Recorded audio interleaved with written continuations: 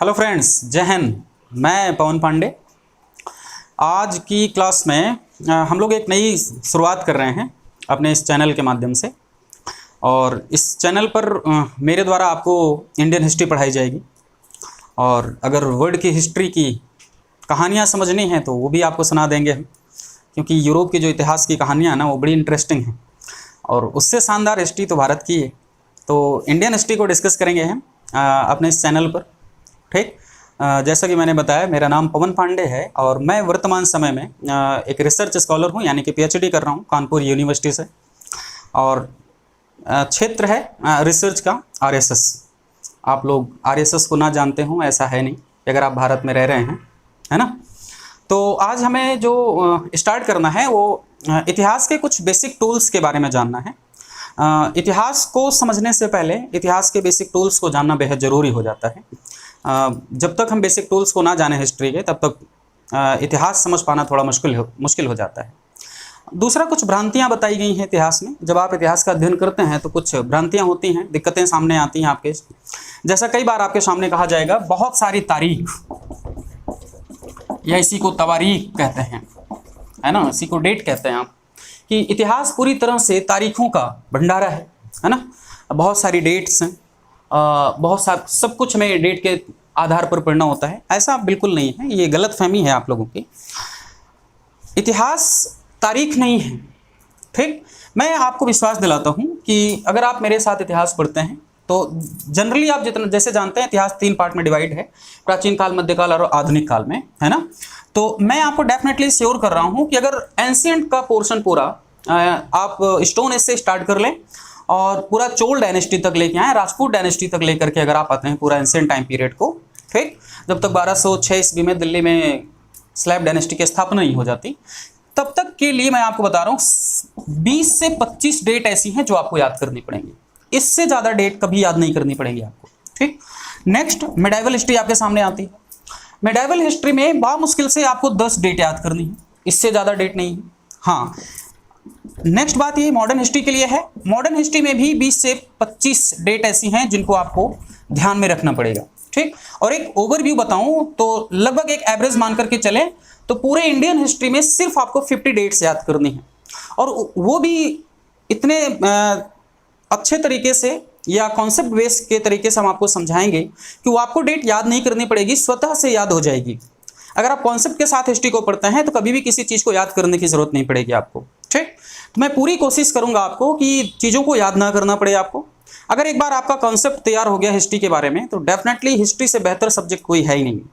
ठीक, जितने भी ह्यूमैनिटी के सब्जेक्ट्स हैं उनकी मदर है हिस्ट्री। ठीक, जब भी कोई सब्जेक्ट आप पढ़ना चाहें तो बिना इतिहास के ज्ञान को आप सब्जेक्ट पढ़ नहीं सकते। अगर आप पॉलिटी पढ़ने जा रहे हैं तो पॉलिटी पढ़ने से पहले आपको इतिहास का ज्ञान होना बहुत आवश्यक है। चाहे आप सोशल पढ़ रहे हैं, इनफैक्ट आप साइंस भी पढ़ रहे हैं ना, तो भी आपको बैकग्राउंड में यानी कि हिस्ट्री जाननी ही पड़ेगी। एक तो बात ये हो गई।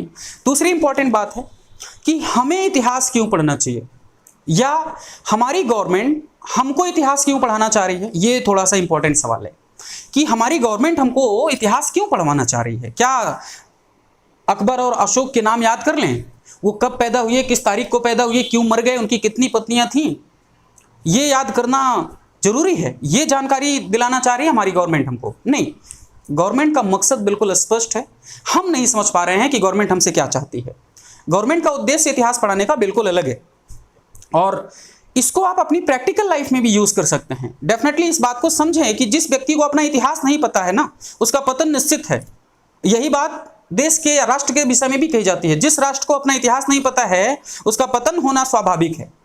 यानी कि आपको अपना इतिहास डेफिनेटली पता होना चाहिए। तो मैं पहला सवाल आपसे जो कर रहा हूं कि हमारी गवर्नमेंट हमको इतिहास क्यों पढ़ाना चाह रही है, तो इसके पीछे कुछ कारण है। कारण क्या है कि साइंस आपको आपका कल्चर यानी कि संस्कृति, आपकी सिविलाइजेशन यानी कि आपकी सभ्यता, साइंस कभी नहीं बताएगी। आपकी कल्चर क्या है, आपकी सिविलाइजेशन क्या है, ये दोनों बातें आपको सिर्फ और सिर्फ इतिहास बताएगा। ठीक, तो इतिहास के माध्यम से ही एकमात्र मीडियम है हिस्ट्री जो आपको आपकी कल्चर से, आपकी सिविलाइजेशन से परिचित कराता है। और किसी भी महान शख्सियत के पीछे उसकी सिविलाइजेशन और उसकी कल्चर का होना बहुत इंपॉर्टेंट है। ठीक, तो सरकार यानी कि हमारी जो गवर्नमेंट है उसका उद्देश्य क्या है, वो क्यों पढ़ाना चाह रही है। उद्देश्य बहुत बड़ा है लेकिन हमें बताया नहीं जाता है इतिहास पढ़ाने के दौरान, ठीक, कि हमारी गवर्नमेंट क्यों पढ़ाना चाह रही है। उद्देश्य बिल्कुल स्पष्ट है। क्या स्पष्ट है? जब तक आप एक स्वतंत्र नागरिक होते हैं, आपको भारत के संविधान के द्वारा जो फंडामेंटल राइट्स दिए जाते हैं वो एक गवर्नमेंट ऑफिसर से कहीं ज्यादा होते हैं। जब तक आप एक स्वतंत्र नागरिक हैं, यानी कि आपके पास उस टाइम पर बोलने की जो आजादी है ना, वो एक गवर्नमेंट ऑफिसर से या एक गवर्नमेंट एम्प्लॉय से कहीं ज्यादा है। लेकिन जैसे ही आप एक गवर्नमेंट एम्प्लॉय होते हैं या सरकार के अंग बन जाते हैं, तो आप अपनी स्वतंत्रता काफी हद तक खो देते हैं। आप स्वयं में स्वयं ना होकर के आप गवर्नमेंट के अंग हो जाते हैं। उस टाइम आपके द्वारा की गई एक्टिविटीज या किए गए क्रियाकलाप वो आपके ना होकर के वो सरकार के हो जाते हैं। सपोज कीजिए आप गवर्नमेंट एम्प्लॉय हैं या आप सरकार का ही हिस्सा हैं। मैं एक उदाहरण देकर के समझा रहा हूं। अपने यहाँ बहुत सारी ऐसी लेडीज हैं। लेडीज में मैं आपका कुछ महिलाओं से परिचय करा रहा हूं। आपने डेफिनेटली भारत की प्रथम महिला राष्ट्रपति का नाम डेफिनेटली सुना होगा, ठीक, प्रतिभा देवी सिंह पाटिल जी। अपने यहाँ बीजेपी की एक बड़ी कद्दावर लीडर थी, स्वर्गीय नाम रिकॉल नहीं हो रहा, सुषमा स्वराज जी, राइट, सुषमा स्वराज जी। अपने यहाँ निर्मला सीतारमण जी। कभी आपने इनको देखने की कोशिश की? डेफिनेटली देखा है आपने। नजरिया चेंज करके देखने की कोशिश करें, इनके ड्रेसिंग सेंस को देखें आप, इनके साड़ी बांधने के स्टाइल को देखें। भारत के समाज के आम महिलाओं की तरह क्या ये भी साड़ी बांधती हैं? नहीं। जब ये साड़ी बांधती हैं तो इनके शरीर का एक हिस्सा भी आप नहीं दिखा सकते। ऐसा जानते हैं क्यों? क्या इन्हें बांधने का तरीका नहीं पता है? डेफिनेटली पता है। जिस तरह से वर्तमान समाज की महिलाएं साड़ी बांध सकती हैं, ठीक उसी तरह की साड़ी ये भी बांध सकती है, जबकि हाई इंटेलेक्चुअल पोजीशन है ये लोग। लेकिन ये एक स्वतंत्र तरीके से जीवन नहीं जी सकते, क्योंकि ये सरकार का हिस्सा है, स्वयं सरकार के साथ काम कर रहे हैं। सपोज कीजिए अगर सुषमा स्वराज जी या प्रतिभा देवी सिंह पाटिल जी या निर्मला सीतारमण जी किसी फॉरेन टूर पर जाते हैं, किसी फॉरेन डेलीगेट से मुलाकात करते हैं, ठीक, और अपने समाज में रहने वाली आम महिलाओं की तरह साड़ी बांध लेती हैं और उनकी तरह का बिहेवियर अपनाती हैं, उनकी तरह की भाषा का इस्तेमाल करती हैं विदेशी या फॉरेन डेलीगेट्स के सामने, तो उस फॉरेन डेलीगेट्स को 5 मिनट का भी वक्त नहीं मिलेगा मीडिया या प्रेस को बुला करके ये बताने में कि ये क्या है, इंडियन कल्चर है। ध्यान रहे इस बात का कि निर्मला सीतारमण जी या प्रतिभा देवी सिंह पाटिल जी, प्रतिभा देवी सिंह पाटिल होने के नाते वो अपने आप को रिप्रेजेंट नहीं कर रही हैं, क्योंकि वो इंडियन कल्चर को रिप्रेजेंट कर रही हैं वहां पर, और भारत सरकार को रिप्रेजेंट कर रही हैं। अगर वहां पर उनसे तनिक मात्र भी कोई गलती हो रही है तो वो प्रतिभा देवी सिंह पाटिल से गलती नहीं हो रही है, वो इंडियन गवर्नमेंट से गलती हो रही है। इस तरह से अगर आप गवर्नमेंट के एम्प्लॉय हैं, अगर आपके द्वारा कोई गलती की जाती है या आपको अपनी सभ्यता, अपनी संस्कृति नहीं पता है, तो इसमें सरकार की गलती है, क्योंकि दोष किसके ऊपर आएगा? गवर्नमेंट के ऊपर आएगा, आपके ऊपर दोष नहीं आएगा। ठीक उसी तरह से जैसे आप समाज में रहते हैं कि जब बच्चा गलती करता है तो बच्चे की गलती नहीं दी जाती है, उसके पेरेंट्स की गलती दी जाती है कि आपकी इस बच्चे की परवरिश नहीं की गई ठीक ठाक तरीके से। तो ये हमारी सभ्यता और संस्कृति के बारे में डिनोट करता है, हमको अच्छे से बताता है हमारा इतिहास। ये तो गवर्नमेंट का उद्देश्य है। दूसरा, हमारे व्यवहारिक लाइफ में इसका क्या उपयोग है? क्या हम अपनी प्रैक्टिकल लाइफ में भी इसको यूज कर सकते हैं? डेफिनेटली कर सकते हैं, बहुत जरूरी है, क्योंकि नौकरी का मजा तभी है जब आप जिंदा हो। अब जिंदा नहीं रहेंगे तो नौकरी करने का क्या मतलब है? कैसे? सपोज कीजिए आप, मान लीजिए ऐसा होगा, अगर आपकी उम्र 18 साल के बाद की है ना और 30 साल के पहले की, तो डेफिनेटली ये घटना घटित होगी आपके साथ, या तो घटित हो गई होगी या तो होने वाली होगी। ठीक, कैसे?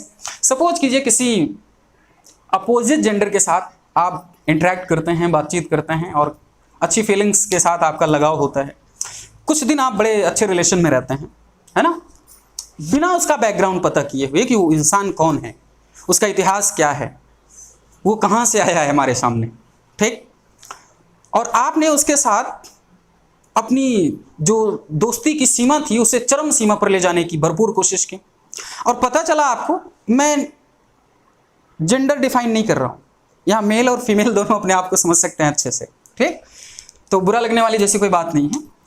तो डेफिनेटली अगर कोई मेल या फीमेल जो भी हैं एक दूसरे के प्रति अगर अट्रैक्ट हो रहे हैं, आपस में इंटरेक्ट कर रहे हैं, बातचीत कर रहे हैं, अगर मेल ने फीमेल को 2 साल 3 साल के बाद चीट कर दिया या फीमेल ने मेल को चीट कर दिया, तो जिसने चीट किया उसकी गलती तनिक मात्र नहीं है। गलती उस व्यक्ति की है जिसके साथ चीट हुआ है।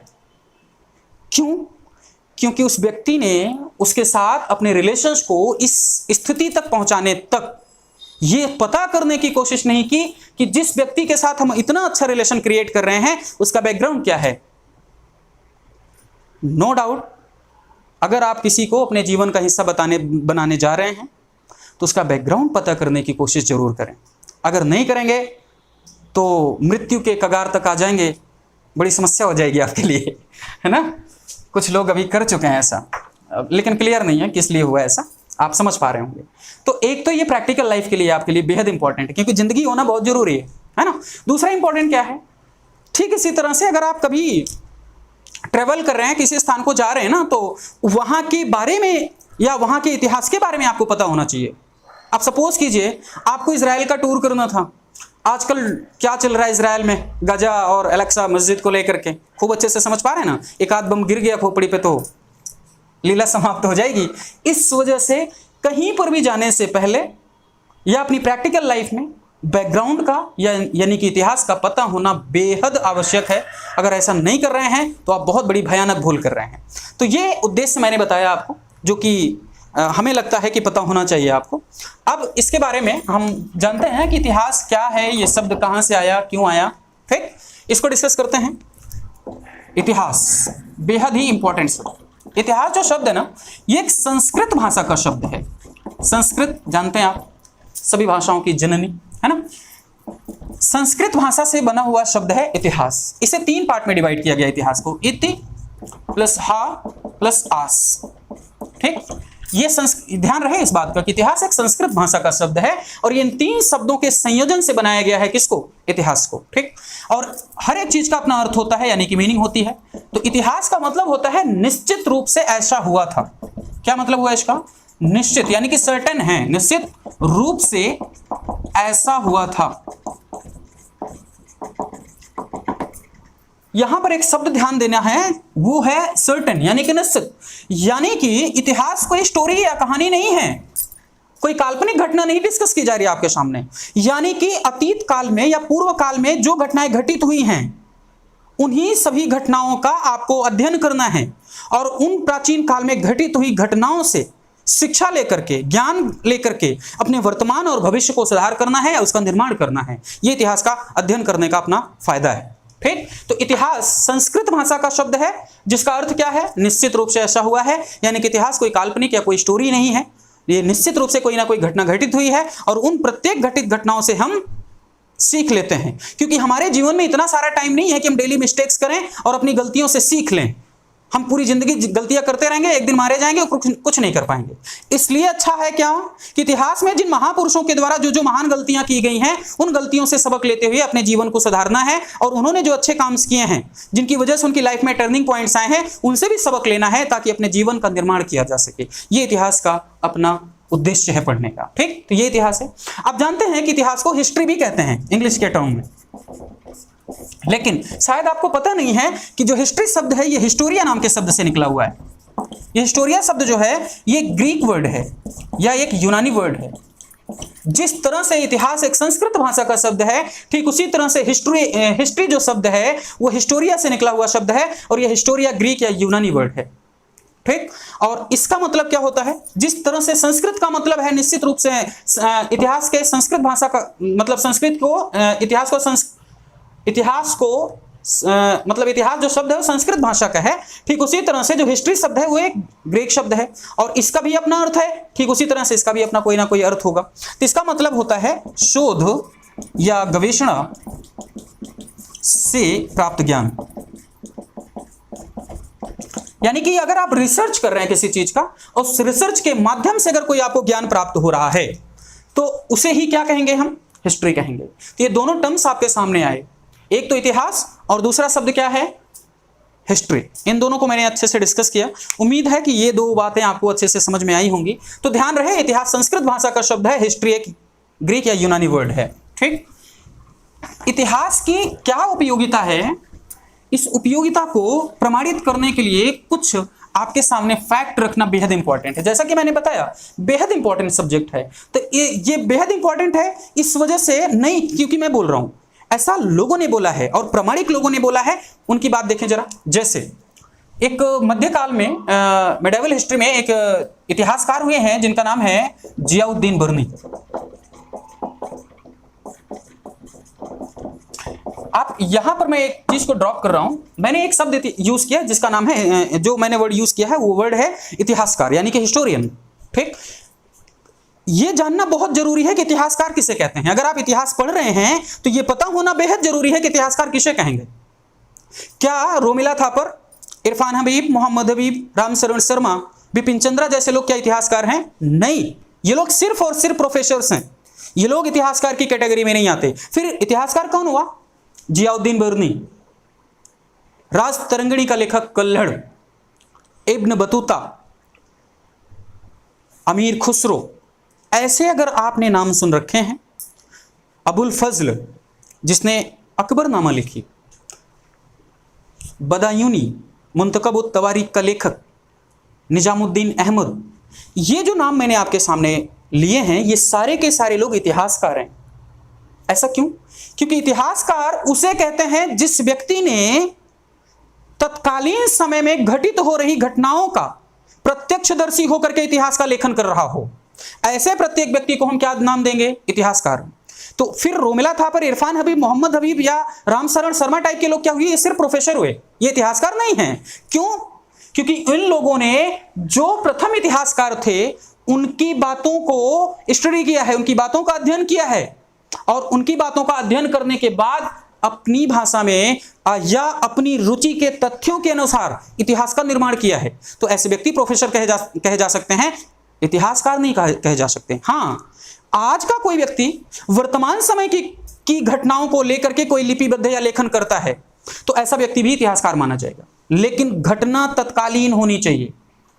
पूर्व में घटित हुई घटना को लेकर के अगर कोई व्यक्ति लिख रहा है तो व्यक्ति सिर्फ प्रोफेसर हो सकता है, इतिहासकार नहीं हो सकता। हमेशा इस बात का ध्यान रखें। तो मैंने क्या नाम लिया? जियाउद्दीन बर्नी। तो जियाउद्दीन बर्नी ने इतिहास के बारे में क्या कहा है ये थोड़ा सा जानना जरूरी है। जियाउद्दीन बर्नी ने इतिहास को विज्ञान की रानी कहा है। क्या कहा है? विज्ञान की रानी कहा है।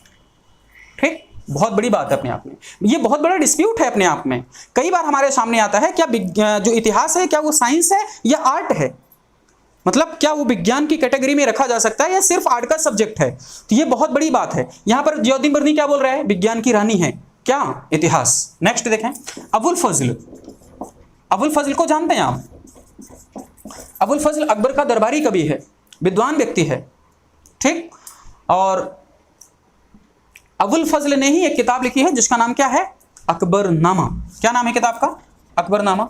और इसी अकबरनामा का जो थर्ड वॉल्यूम है उसे ही आईन ए अकबरी कहा जाता है। आईन ए अकबरी, ध्यान से समझेंगे इस बात को, आईन ए अकबरी। कई बार आपने एक शब्द सुना होगा अल्लाहु अकबर, है ना? मुस्लिम भाई जब नमाज अदा करते हैं तो ऐसा बोलते हैं। अकबरी या अकबर, अकबरी का मतलब होता है महान। अकबर महान के साथ कोई रिलेशन नहीं है। अकबर एक अरेबिक वर्ड है, इसका मतलब होता है हिंदी में महान। आइन का मतलब होता है कानून, यानी कि महान कानून।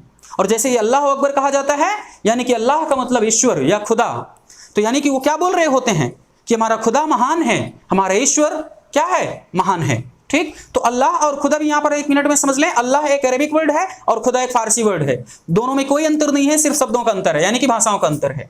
तो अबुल फजल ने अकबरनामा नाम की किताब लिखी और इसी का थर्ड वॉल्यूम है आईन ए अकबरी। ठीक, और अबुल फजल ने विज्ञान के बारे में कहा कि इतिहास एक चिकित्सालय की भांति है। किसकी तरह? इतिहास एक चिकित्सालय की भांति है जहां पर मनुष्य आकर के अपने दुखों का निदान करते हैं। मतलब चिकित्सालय की संज्ञा किसने दी इतिहास को? अबुल फजल ने। वो बोल रहा है कि अगर कोई व्यक्ति इतिहास का अध्ययन कर रहा है तो वो अपने आप के दुखों का निपटारा कर रहा है या उनका निदान कर रहा है। ऐसा कौन बोल रहे हैं? अबुल फजल शाह। ठीक, नेक्स्ट बात, अगली बात है, एक व्यक्ति है जिनका नाम है ई एच कार। क्या नाम है? E H car. इनका पूरा नाम है एडवर्ड हैलेट कार। ठीक, इन्होंने किताब लिखी है व्हाट इज हिस्ट्री। किताब का नाम है व्हाट इज हिस्ट्री। ठीक, इन्होंने अपनी इसी किताब में लिखा है कि इतिहास अतीत व वर्तमान के बीच में अनवरत संवाद है। यानी कि इन दोनों के बीच में कंटिन्यूअस डायलॉग चल रहे हैं, ये दोनों एक दूसरे के बिना अधूरे हैं। अगर वर्तमान को समझना है किसी को, या किसी व्यक्ति को अपना वर्तमान समझना है, तो बिना अतीत समझे वर्तमान नहीं समझा जा सकता है। किसी का वर्तमान समझना है तो उसका अतीत समझ लो, और किसी का अतीत समझना है तो उसका वर्तमान समझ लो, क्योंकि जो व्यक्ति प्रेजेंट टाइम में जैसा होता है वैसा ही अतीत में होता है, और जैसा अतीत में होता है वैसा ही वर्तमान में होता है। बहुत ज्यादा चेंजेस नहीं आते हैं बिहेवियर में, क्योंकि ये ह्यूमन बिहेवियर्स हैं। ठीक, तो मैंने 3 लोगों के नाम बताए आपके सामने, जियाउद्दीन बुरनी, अबुल फजल एंड EH कार। ठीक, इन 3 लोगों ने कितनी शानदार बातें कही हैं, किसके बारे में? हिस्ट्री के बारे में या इतिहास के बारे में। ठीक, ये 2 बातें आपके सामने समझ में आ गई होंगी आपको। अब एक और बात है इसकी महत्ता में, यानी कि इतिहास की महत्ता के विषय में। कई बार आपने सुना होगा कि हमारे देश में 4 वेद हैं, 4 प्रमाणिक वेदों की चर्चा की गई है, ऋग्वेद, यजुर्वेद, सामवेद और अथर्ववेद। लेकिन सवाल इस तरह से नहीं पूछा जाएगा आपसे, सवाल ऐसे पूछा जाएगा कि 5वां वेद किसे कहा जाता है? 5वां वेद, अभी तक आपने कितने वेद सुने? टोटल 4 वेद। सवाल कैसा पूछा जाएगा आपसे? 5वां वेद नाम करके, यानी कि 5वां वेद की संज्ञा किसको दी गई? ये इंपॉर्टेंट सवाल हो जाएगा आपके लिए। ठीक, तो अगर आपसे सवाल पूछा जाए कि 5वां वेद किसे कहा गया है, तो आप बताएंगे इतिहास को। इतिहास को ही 5वां वेद कहा गया है। मुझे बताने की विशेष आवश्यकता नहीं है कि ऋग्वेद की क्या महत्ता है, यानी कि वेदों की अपनी क्या महत्ता है। ठीक, उसी तरह से अगर इसको वेद कहा जा रहा है तो नो डाउट इतिहास अपने आप में बेहद इंपॉर्टेंट हो जाता है। ठीक, तो मैंने पूछा क्या कि किसे 5वां वेद कहा जाएगा, तो आप कहेंगे इतिहास को। कहां कहा गया है, ये इंपॉर्टेंट है। ये बात कहां कही गई, तो आप कहेंगे छांदोग्य उपनिषद में। किस उपनिषद में? छांदोग्य उपनिषद में। उपनिषद वही है जिसे हम वेदांत कहते हैं, 108 उपनिषद या वेदांत, ये जानते हैं ना, छांदोग्य उपनिषद। इसी छांदोग्य उपनिषद में पहली बार देवकी नंदन कृष्ण का उल्लेख मिलता है हमारे सामने। और ध्यान रहे कि छांदोग्य उपनिषद या उपनिषद क्षत्रिय राजाओं के द्वारा लिखित हैं। ये ब्राह्मण के द्वारा लिखित साहित्य नहीं है, क्षत्रियों के द्वारा लिखित साहित्य है, ब्राह्मणों की प्रतिक्रिया के रूप में। ठीक, छांदोग्य उपनिषद में ही पहली बार इतिहास को 5वां वेद की संज्ञा दी गई है। नेक्स्ट बात क्या है, एक किताब और है, राजस्थान की किताब है, बेली किशन रुक्मणी री, ये किताब है। और इस बेली किशन रुक्मणी में जो सब्जेक्ट है इसका, वो है रुक्मणी और कृष्ण, भगवान कृष्ण, रुक्मणी और कृष्ण के विवाह का वर्णन मिलता है इसमें। क्या नाम है? बेली किशन रुक्मणी री। इसमें रुक्मणी और कृष्ण के विवाह की चर्चा मिलती है, ये सब्जेक्ट है इसका। इसके लेखक कौन है, यानी कि लिखा किसने इसको, तो उनका नाम है पृथ्वीराज। क्या नाम है? पृथ्वीराज साहब बीकानेर के रहने वाले थे, है ना। ये वही बीकानेर है जहाँ की भुजिया बेहद फेमस है ना। कहाँ कहाँ यूज करते हैं आप लोग जानते हैं, बताने की आवश्यकता नहीं है ना। बेली किशन रुक्मणी री, इसके लेखक कौन है? पृथ्वीराज। और ये कहाँ के रहने वाले थे? बीकानेर के रहने वाले थे बीकानेर के। लेकिन इंपॉर्टेंट बात यहाँ पर यह है कि ये रहते थे अकबर के दरबार में, वही अकबर महान, है ना, भारत का राष्ट्रीय राजा या सम्राट। ऐसा है नहीं, कभी बताएंगे हम आपको, है ना। पृथ्वीराज बीकानेर के रहने वाले थे, अकबर के दरबारी कवि थे। ठीक, कौन? पृथ्वीराज साहब। लेकिन यहाँ पर एक और नाम याद आना चाहिए आपको, महाराणा प्रताप। अभी खास तौर से इनको याद किया गया 1-2 दिन पहले, है ना। पृथ्वीराज साहब अकबर के दरबार में रहते हैं, लेकिन पृथ्वीराज के दिल और मन में जो अगाध स्नेह और प्रेम है वो किसके लिए है? तो महाराणा प्रताप साहब के लिए है, न कि अकबर के लिए है। अकबर की अधीनता को इन्होंने बड़ी मजबूरी में एक्सेप्ट किया है, जबरदस्ती कुछ भी नहीं कराया जा सकता। ध्यान रहे इस बात का, प्रेम तो बिल्कुल नहीं कराया जा सकता। तो महाराणा प्रताप के प्रति इनके मन में अगाध प्रेम है। ठीक, किसके मन में? पृथ्वीराज के मन में। अकबर जानते हैं आपकी पूरी जिंदगी ताकत लगा दी महाराणा प्रताप साहब को झुकाने के लिए, लेकिन कभी झुका नहीं पाया। ठीक, यहां पर एक और शब्द मैं आपसे चर्चित कर रहा हूं, नाम है पीथल। क्या नाम आया? पीथल। एक शब्द और आपके सामने आएगा, पाथल। ये राजस्थान के कुछ टर्म्स हैं, मैं आपको डिस्कस कर रहा हूं। पृथ्वीराज का एक दूसरा नाम है पीथल, महाराणा प्रताप का नाम है पाथल। एक व्यक्ति है राजस्थान के चुरू के रहने वाले हैं, जिनका नाम है कन्हैयालाल सेठिया। कन्हैयालाल सेठिया, ये चुरू के रहने वाले थे। वही चुरू जिसे शेखावटी के क्षेत्र में शामिल किया जाता है ना। कन्हैयालाल सेठिया साहब ने पीथल और पाथल नाम से साहित्य की रचना की, जिनमें उन्होंने पीथल किसको कहा है, पृथ्वीराज को कहा है, और पाथल किसको कहा है, महाराणा प्रताप को कहा गया है। इसमें 2 मिनट की एक स्टोरी मैं समझा रहा हूं आपको। एक ऐसा समय आया कि जब महाराणा प्रताप और अकबर के बीच में युद्ध हुआ। अकबर कहने की बात है, वो मानसिंह के साथ जो युद्ध हुआ हल्दी घाटी का बैटल, उसमें फाइनली कहा जाता है कि अकबर युद्ध जीत गया था और महाराणा प्रताप साहब युद्ध हार गए थे। ऐसा बिल्कुल सही नहीं है। मैं अकबर का टर्म्स आएगा तो मैं डेफिनेटली समझाऊंगा कि हल्दी घाटी का जो परिणाम हमारे सामने मार्क्सवादी इतिहासकारों के द्वारा बताया गया वो अधूरा सत्य है, बिल्कुल सत्य नहीं है। डेफिनेटली इस बात को मैं प्रूव करने की कोशिश करूंगा कि हल्दी घाटी का जो बैटल है वो महाराणा प्रताप जी के द्वारा जीता गया था, ना कि अकबर के द्वारा। ठीक, ये मैं डेफिनेटली बताऊंगा और बड़ी जिम्मेदारी के साथ ये बात बोल रहा हूं। ठीक, कि हल्दी घाटी का जो बैटल है वो महाराणा प्रताप जी ने जीता है, ना कि अकबर ने। ठीक, क्योंकि ये बात क्यों बोल रहा हूं मैं, क्योंकि अब इतिहास का पुनर्लेखन हो रहा है। जैसे हिस्ट्री रीराइटिंग की प्रोसीजर स्टार्ट हो रहे हैं, अब अपने इतिहास, जो भारत का वास्तविक इतिहास है, जो मार्क्सवादियों के द्वारा छुपाया गया, वो अब सामने लाया जा रहा है। ठीक ठीक उसी तरह से एक बार आएगा जब आप एंशिएंट हिस्ट्री को पढ़ रहे होंगे तो सिकंदर और पोरस का युद्ध, उसमें भी बताया गया पोरस युद्ध हार गए, सिकंदर जीत गया। ये भी बहुत बकवास बातें हैं। ठीक, तो महाराणा प्रताप को झुकाने की पूरी ताकत लगाता है, लेकिन वो कभी जीत नहीं पाया। मतलब अकबर किसको नहीं जीत पाया, महाराणा प्रताप को नहीं जीत पाया। जब हल्दी घाटी का बैटल होता है तो एक ऐसी स्थितियां आती हैं कि महाराणा प्रताप साहब को जंगलों में जाना पड़ता है। ठीक, और उन जंगलों के, मैं बता रहा हूं, ये सिर्फ और सिर्फ एक कहानी है, ये सिर्फ और सिर्फ इनकी एक कल्पना है या कहानी मान सकते हैं। इसका इतिहास में बहुत रिलेवेंट आंसर नहीं है। ठीक, जरा समझे इस बात को। तो महाराणा प्रताप जब जंगलों में भटक रहे होते हैं तो ऐसा कहा जाता है, इनकी स्टोरी में बताया जाता है, कन्हैयालाल सेठिया की पीथल और पाथल में कहा जाता है कि उनका जो बेटा अमर सिंह था वो बहुत ही भूख से व्याकुल हो रहा था। तो महाराणा प्रताप जी ने उसकी भूख को शांत करने के लिए एक घास की रोटी बनाई, और घास की जैसे ही रोटी बनाई, एक जंगली बिल्ला उस रोटी को लेकर के चला गया। जब जंगली बिल्ला उस रोटी को लेकर के गया और अपने बेटे अमर सिंह को भूख से व्यथित देकर के या पीड़ित देकर के बहुत द्रवित हो गए अंदर ही अंदर महाराणा प्रताप जी, और पूरी तरह से टूट गए। और इन्होंने, यानी कि महाराणा प्रताप जी ने अकबर के दरबार में अपना संदेश भिजवाया कि मैं आपकी अधीनता को स्वीकार करने के तैयार हूं और अकबर के दरबार में हाजिरी लगाने को तैयार हूं, यानी कि सिजदा करने को तैयार हूं। ये बता रहे हैं कन्हैयालाल सेठिया साहब महाराणा प्रताप जी के बारे में। तब यही पृथ्वीराज ने, मतलब अकबर जानता था कि पृथ्वीराज महाराणा प्रताप के प्रति स्नेह रख रहा है। तो अकबर ने पृथ्वीराज से कहा कि देखो, तुम्हारा जो पाथल है ना, वो मेरे सामने झुकने को तैयार हो गया। तो उन्होंने कहा मुझे यकीन नहीं है, एक बार हमें उनसे बातचीत करने दें। उन्होंने कहा बात कर लो, शौक से बात कर लो, हमें डेफिनेटली पता है कि वो हमारे सामने झुकने को तैयार हैं, बस एक डेलीगेट्स भेजना, वो हमारे सामने आने वाले हैं। उन्होंने पूरे शौर्य के साथ अपनी लाइंस लिखी हैं बहुत अच्छी, पीथल और पाथल के माध्यम से।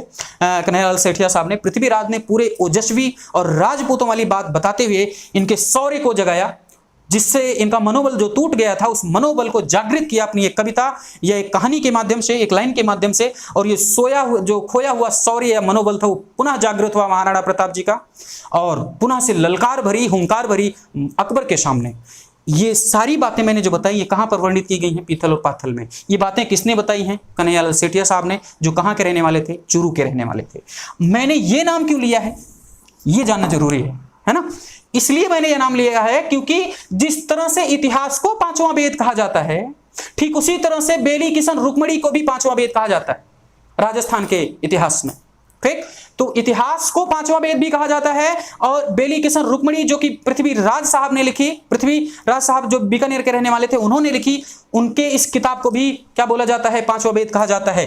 कहा किसने, क्योंकि इन्होंने तो लिखा है, कहा किसी ने कहा होगा, तो उस व्यक्ति का नाम है दुर्सा आढ़ा।